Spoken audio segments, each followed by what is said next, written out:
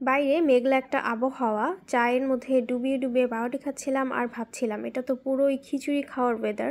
Plus সবাই story দিচ্ছে খিচুড়ি দেখে আমি লোভ সামলাতে পারছি না, কিন্তু কিছুই করার নেই কারণ ঠান্ডা লাগিয়ে বসে আছি।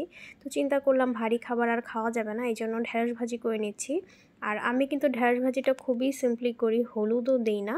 এটা দেখে অনেকেই মনে করে যেন কাঁচা রয়েছে। আর এদিকে আমি ডাল রান্না করে ফেললাম, এটাও খুব সিম্পলি রান্না করেছি, মসুরের ডাল, শুধু রসুন পেঁয়াজ আর শুকনো মরিচের ফোড়ন দিয়ে ডালটাও রান্না হয়ে গিয়েছে। তো দুপুরবেলায় এগুলো দিয়েই খেয়েছি, ঢেঁড়স ভাজি দিয়ে।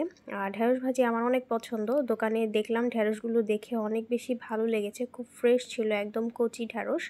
এটা দিয়ে ভাজি, ভর্তা, তারপর সেদ্ধ সব কিছুই খুব ভালো লাগে। আর ডাল আর ঢেঁড়স ভাজি তো একটা বেস্ট কম্বিনেশন, যারা যারা খান তারা নিশ্চয়ই জানেন, আমার তো অনেক বেশি পছন্দ। এরপরে খুব ফুচকা খাওয়ার ক্রেভিং হচ্ছিল, তো বোম্বাই মরিচ দিয়ে ফুচকা নিয়েছি। এই ভুলটা আমি এর আগেও করেছি, গলার মধ্যে ঘা, অথচ কেন যেন এই সময় বোম্বাই মরিচ খেতে ইচ্ছে করে। খেয়ে তো মরার মতো অবস্থা। এরপর আইসক্রিম কিনে খেয়েছি আবার।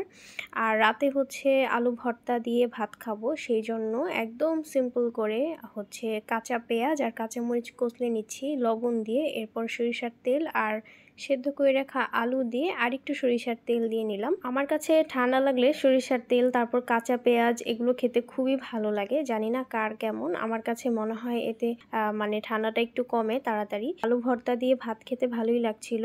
আর তার সাথে ঢেঁড়স ভাজি ছিল, যেটা দুপুরে আমি রান্না করেছি। কালার দেখে মনে করবেন না যে একদম কাঁচা, একদমই কাঁচা না, শুধু হলুদ দেইনি, এই জন্য এরকম হয়েছে। আপনারা তো আবার কালার দেখেই অনেক কিছু জাজ করে ফেলেন যে এটা কাঁচা বা এটা কাঁচা না। সবশেষে আলু ভর্তা রেখেছিলাম ডাল দিয়ে খাওয়ার জন্য, এটা আমার কাছে বেশ পছন্দ।